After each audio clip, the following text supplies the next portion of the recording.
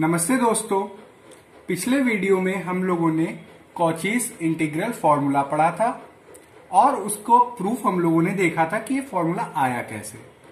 आज हम लोग कॉचीज इंटीग्रल फॉर्मूला से रिलेटेड कुछ प्रॉब्लम्स करते हैं, तो चलिए देखते हैं। Example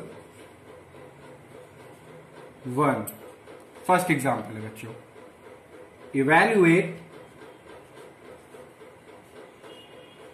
evaluate integration along C 1 upon z minus 1 dz where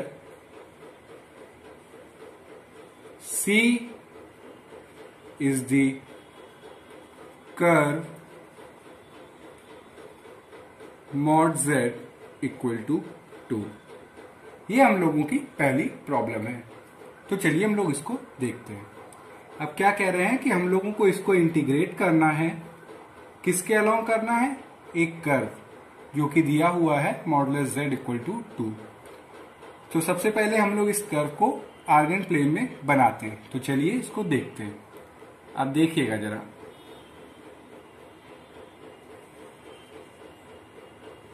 ये हमारी रियल एक्सिस और ये हमारी imaginary axis. Mod z equal to 2 ये हमारी सर्कल को बताता है, तो हम लोग इसका सर्कल बनाते हैं जिसका सेंटर है ओरिजिन और रेडियस है 2।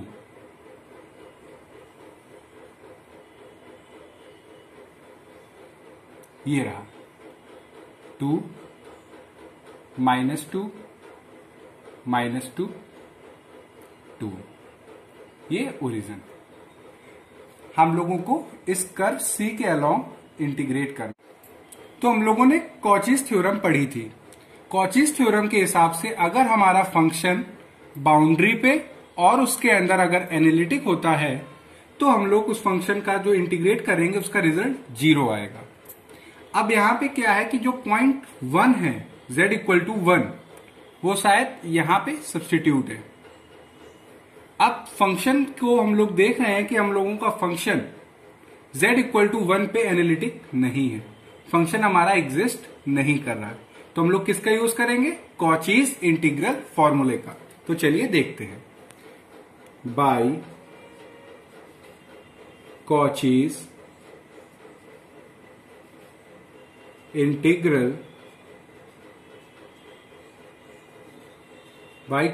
इंटीग्रल फॉर्मूला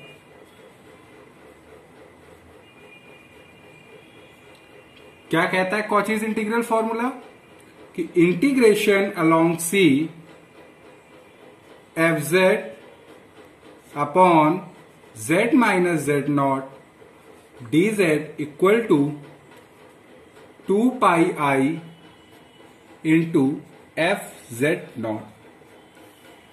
अब देखिए यहां पे ऐसे कौन सा पॉइंट है, ऐसा कौन सा फंक्शन का पार्ट है जिसकी वजह से हम लोगों का फंक्शन एनालिटिक नहीं हो पा रहा है। वो है z माइनस 1 कि जब भी हम लोग z की जगह 1 रखेंगे तो हम लोगों का फंक्शन एनालिटिक नहीं हो पाएगा।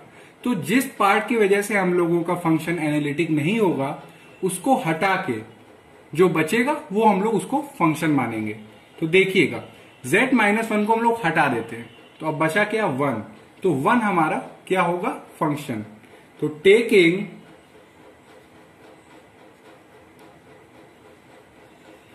fz इक्वल टू 1, ये बात अपने दिमाग में बहुत क्लियर रखिएगा कि जिसकी वजह से हम लोगों का फंक्शन एनालिटिक नहीं हो पा रहा है उस पार्ट को हटा के जो बचेगा वो हम लोगों का फंक्शन होगा।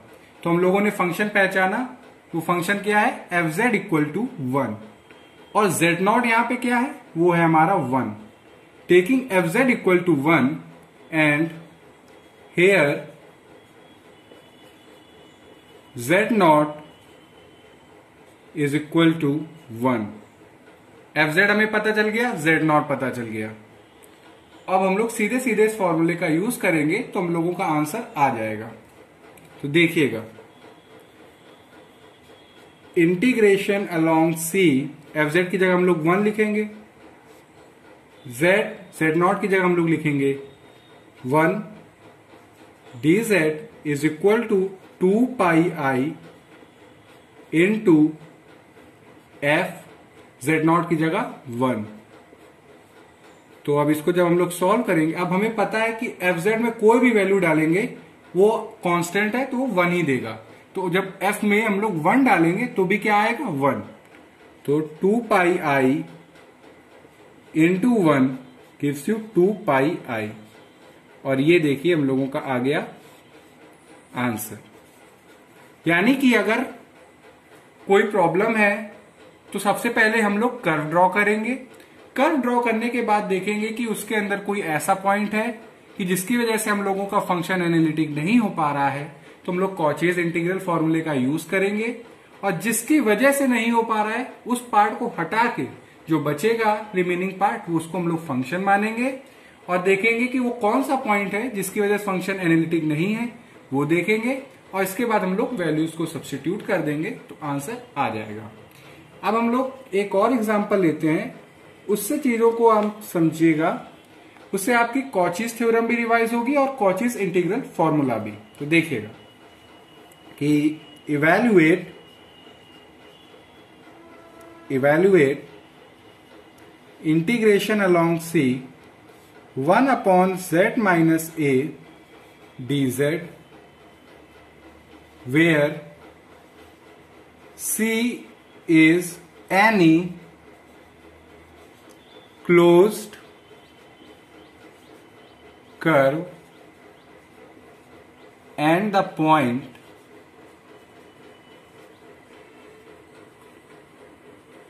z equal to a lies first inside C and second outside C। अभी हम लोगों का क्वेश्चन है जिसमें हमसे कह रहे हैं कि ये फंक्शन दिया हुआ है, इसको C के अलोंग इंटीग्रेट करिए। C हमारा कोई भी क्लोज्ड कर्व है और जो point Z equal to A है वो एक बार C के अंदर है और एक बार C के बाहर है। तो पहले देखते हैं। तो फर्स्ट कंडीशन क्या है कि ये जो पॉइंट है Z इक्वल टू A वो इनसाइड है किसके, C के। तो सबसे पहले हम लोग कर्व बना लेते हैं, कोई भी क्लोज्ड कर्व बनाएंगे। मान लीजिए ऐसा कुछ बना दिया हमने। अब क्या कह रहे हैं, वो पॉइंट अंदर है, तो यानी कि वो पॉइंट मान लिया अंदर है जो कि है ये, ठीक है, ये पॉइंट अंदर है। तो देखिएगा, since Z equal to A is a point lies inside C। जो point Z equal to A है वो C के अंदर है, ठीक है। Since Z equal to A is a point lies inside C, so using Cauchy's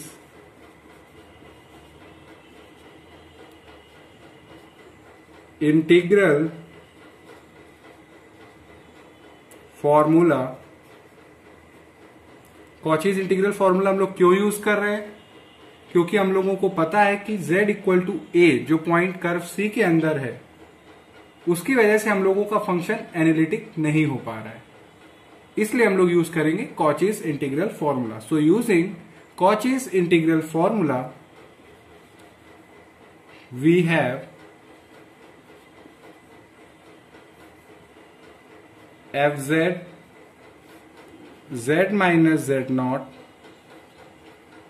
dz is equal to 2 pi I into fz naught। ये है कॉचीज इंटीग्रल फॉर्मूला।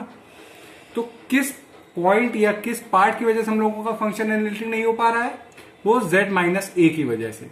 तो उसको हटा के जो बचेगा वो हम लोगों का फंक्शन। तो taking fz equal to 1 and z naught equal to a we get। अब हम लोगों को पता है कि जो रिमेनिंग पार्ट है वो हमने फंक्शन बना लिया है fz equal to 1 और जिस पॉइंट की वजह से हम लोगों का फंक्शन एनालिटिक नहीं हो पा रहा है वो हम लोगों ने आइडेंटिफाई कर लिया है। वो जो कौन सा है, z0 इक्वल टू a।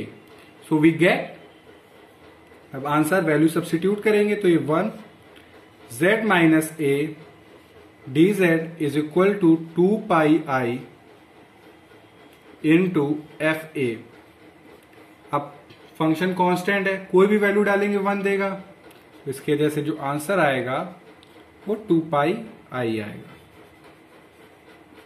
ठीक है, ये और ये दोनों प्रॉब्लम सेम है, मगर अब इसका सेकेंड पार्ट देखिएगा, इससे आपका कॉन्सेप्ट क्लियर हो जाएगा। अब क्या कह रहे हैं कि जो z इक्वल टू ए है वो आउटसाइड c है। तो पहले हम लोग बना लेते हैं इसको। ये हम लोगों का कोई क्लोज कर्व c है और point z equal to a ये c के बाहर है। तो आप अब देखिए कि हमारा फंक्शन इस कर्व की बाउंड्री पे और इसके अंदर हर जगह एनालिटिक है, आप देख सकते हैं। तो since fz equal to 1 upon z minus a is analytic inside and on the curve C, so using, अब यहां पे हम लोग सीधे सीधे जब पता है कि हम लोगों का फंक्शन कर्व के अंदर और उसकी बाउंड्री पे हर जगह एनालिटिक है तो कॉचीज थ्योरम लगा देंगे। So using Cauchy's theorem we get, अब सीधे सीधे जब हम लोग Cauchy's थ्योरम लगाएंगे तो 1 upon z minus a dz का आंसर क्या आएगा, 0। यानी कि सारा जो काम था वो पॉइंट पे डिपेंड करता था। अगर पॉइंट जिसकी वजह से हम लोगों का फंक्शन एनालिटिक नहीं हो पा रहा है वो अंदर है और कर्व के अंदर या उसकी बाउंड्री पे है तो हम लोग कॉचीज इंटीग्रल फॉर्मूला लगाएंगे। अगर वो पॉइंट बाहर था तो हम लोग देख रहे थे कि हम लोग कॉचीज थ्योरम डायरेक्ट लगा सकते थे। अगर वो अंदर आ गया तो कॉचीज इंटीग्रल फॉर्मूला। अब हम लोग कुछ नया एग्जाम्पल करते हैं। एग्जाम्पल थर्ड, ये थोड़ा सा इंटरेस्टिंग होने वाला है, तो चलिए देखते हैं इसको। अब एग्जाम्पल थर्ड कह रहा है integration mod z equal to 1 cos z minus 4 dz। ये थोड़ा सा इंटरेस्टिंग क्वेश्चन है। अभी जो हम लोगों ने दो किए वो कॉन्सेप्ट क्लियर करने के लिए थे, मगर आपको जब एग्जाम में आएंगे या कहीं पे भी आप एग्जाम देंगे तो आपको पता है ऐसे क्वेश्चन आएंगे। तो कैसे इंटीग्रेट करेंगे उसको देखते हैं। सबसे पहले हम लोग जो दिया हुआ है उसको ड्रॉ करेंगे आर्गेंट प्लेन पे। तो चलिए, क्या दिया हुआ है कर्व जिसके अलॉन्ग हम लोग को इंटीग्रेट करना है, mod z equal to 1। Here the curve mod z equal to 1 represents a circle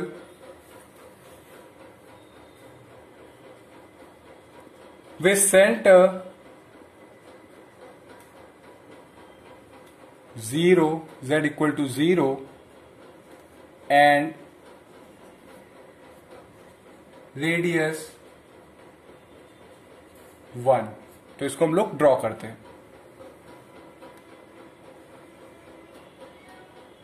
तो इसको हम लोग ड्रॉ करेंगे तो ये रहा, ये एक्स एक्सेस यानी कि रियल एक्सेस, ये इमेजिनरी एक्सेस, ये 1, ये -1, ये -1, ये 1। अब ये दो पॉइंट दिए हुए हैं z और z माइनस 4। किसकी वजह से हम लोगों का फंक्शन एनालिटिक नहीं हो पा रहा है, वो z इक्वल टू 0 भी है और z इक्वल टू 4। दो पॉइंट हैं जिनकी वजह से हम लोगों का फंक्शन एनालिटिक नहीं हो पा रहा है। मगर जो z इक्वल टू 4 है वो अगर आप देखें तो इस कर्व से बाहर है, वो 4 यहां पे है, तो इससे हम लोगों को कोई खतरा नहीं है। खतरा किससे है, z से, यानी कि z इक्वल टू 0 से। ये हमारे कर्व के अंदर है z इक्वल टू 0। ये हम लोगों के कर्व के अंदर है। अब जिसकी वजह से हम लोग जब इंटीग्रेट करेंगे इस फंक्शन को along that curve modulus z equal to 1, तो देखेंगे कि इस पॉइंट पे हम लोग का फंक्शन एनालिटिक नहीं हो पा रहा है। तो क्या हमने कहा, जिस पॉइंट या जिस पार्ट की वजह से हम लोगों का फंक्शन एनालिटिक नहीं हो पा रहा है उसको हटा के जो बचेगा वो हमारा फंक्शन। तो इसको हटा देंगे तो हम लोग का फंक्शन क्या हो गया, cos z upon z minus 4। तो देखिए the function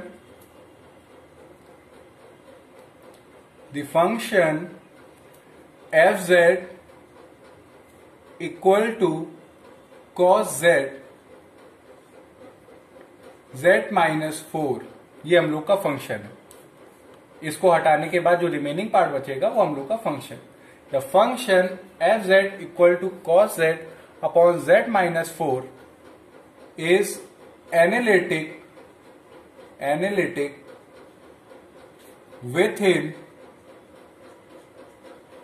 within and on the curve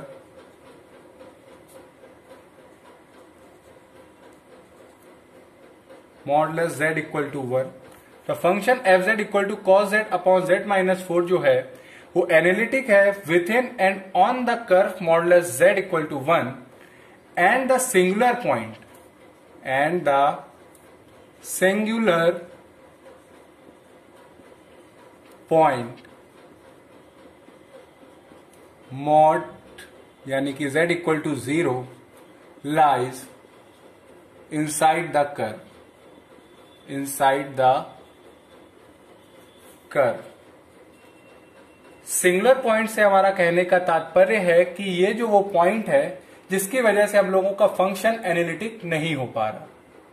समझ रहे हैं? तो अब यानी कि हम लोगों को क्या करना है, सीधे सीधे हम लोगों का सब कुछ दिया हुआ है तो हम लोग सीधे यूज करेंगे यूजिंग कॉचीज इंटीग्रल फॉर्मूला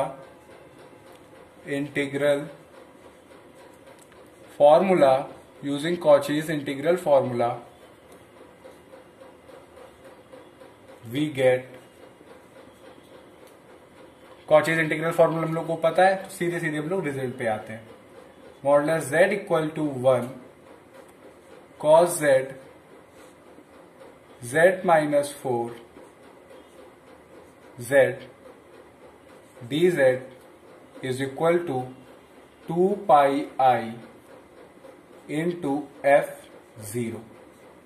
समझ गए हम लोगों ने क्या किया, कॉचीज इंटीग्रल फॉर्मूले का हम लोगों ने यूज किया जिसके हिसाब से जिस भी पॉइंट के अराउंड हम लोगों का फंक्शन एनालिटिक नहीं होता है उसको 2 पाई i के साथ मल्टीप्लाई में लिख देते हैं।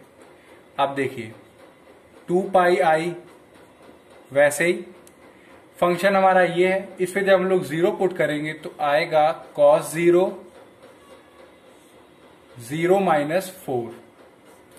cos 0 की वैल्यू हम सबको पता है कितनी होती है 1, तो ये हो गया 1। 0 माइनस 4 माइनस 4, 2 से 2 ये आएगा माइनस 2, तो आंसर आ गया माइनस पाई बाई 2 i। ये आया हम लोगों का आंसर। यानी कि इस क्वेश्चन से हम लोगों ने क्या सीखा कि z और z माइनस 4 दिए हुए थे, यानी कि 2 पॉइंट थे जिनकी वजह से हम लोग का फंक्शन एनालिटिक नहीं हो पा रहा था। मगर z इक्वल टू 4 पॉइंट हम लोग के कर्व के बाहर है तो इससे हम लोग का लेना देना नहीं। मगर z इक्वल टू 0 कर्व के अंदर था, तो हम लोगों को पता है जब कोई भी पॉइंट जो कर्व के अंदर है जिसकी वजह से हम लोगों का फंक्शन एनालिटिक होने से नहीं हो पा रहा है, यानी कि तो उसके लिए हम लोग सीधे कॉचीज इंटीग्रल फॉर्मूले का यूज करेंगे और जिस पॉइंट की वजह से नहीं हो पा रहा है उसको जो रिमेनिंग पार्ट जो हमने फंक्शन लेट किया है उसमें डाल के वैल्यू सब्स्टिट्यूट करेंगे और देखेंगे आंसर आ जाएगा। एक और छोटा सा क्वेश्चन करते हैं हम लोग, एग्जाम्पल नंबर 4। ये भी बहुत अच्छा एग्जाम्पल है। अब इसमें क्या कह रहे हैं कि integration modulus z equal to 2 e की power z plus z square z minus 1 dz, ये क्वेश्चन है। अभी तक हम लोगों ने 3 क्वेश्चन किए कॉचीज इंटीग्रल फॉर्मूला पढ़ा, तो हम लोगों को अब पता है कि कैसे करना है। तो सबसे पहले हम लोग क्या करेंगे, मॉडुलस z इक्वल टू 2 को ड्रॉ करेंगे। तो एक आर्गेंट प्लेन बनाते हैं हम लोग, उसमें ये रहा, ये रियल एक्सेस, ये इमेजिनरी एक्सेस, ये 2, ये -2, ये 2, ये -2। अब आप देख रहे होंगे कि किस पॉइंट की वजह से हम लोग का फंक्शन एनालिटिक नहीं हो पा रहा है, वो है z इक्वल टू 1, और वो पॉइंट हमारा सर्कल के अंदर है, यानी कि यहां पे z इक्वल टू 1। अगर ये पॉइंट अगर बाहर होता तो सीधे सीधे हम लोग कॉचीज थ्योरम लगा देते थे और इसका आंसर आ जाता 0, मगर ऐसा हम लोग नहीं कर सकते क्योंकि ये पॉइंट हमारे कर्व के अंदर है। तो हम लोग क्या यूज करेंगे, कॉचीज इंटीग्रल फॉर्मूला। अभी हम लोगों ने बात करी तो देखा कि जिस पॉइंट की वजह से या जिस पार्ट की वजह से हम लोग का फंक्शन एनालिटिक नहीं होता, उसको छुपा के जो बचेगा वो हमारा function.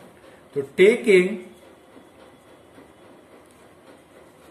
fz equal to e की power z plus z square and z nought equal to 1, taking fz equal to e की power z plus z square, z nought equal to 1, क्योंकि z नॉट इक्वल टू 1 की वजह से हम लोग का function analytic नहीं हो पा रहा, और जो फंक्शन है वो ये है।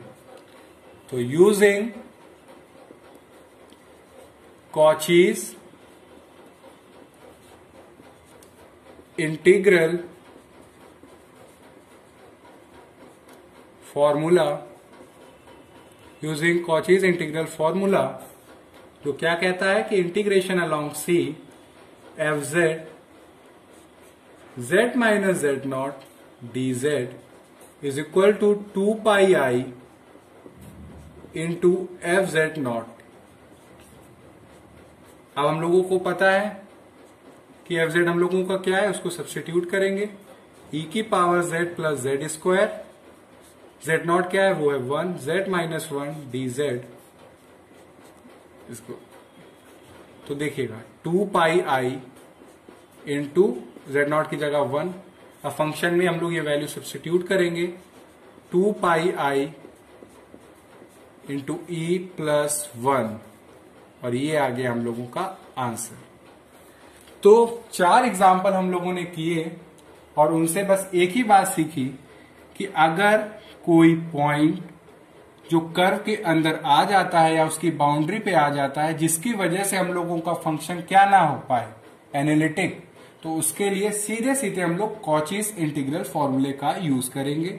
उसके हिसाब से 2 पाई आई से मल्टीप्लाई कर देंगे उस फंक्शन, उस पॉइंट पे जो फंक्शन की वैल्यू होगी वो, तो इससे हम लोगों का आंसर आ जाएगा कि यानी कि जब इंटीग्रेट करेंगे तो उसका जो रिजल्ट आएगा वो ये आएगा। यही हम लोगों ने 4 एग्जाम्पल से डिस्कस करने की कोशिश करी और इसको समझने का कोशिश करी है। अगर आपको कहीं पे भी कोई प्रॉब्लम हो तो आप कमेंट सेक्शन में लिख के बताइएगा। Thank you.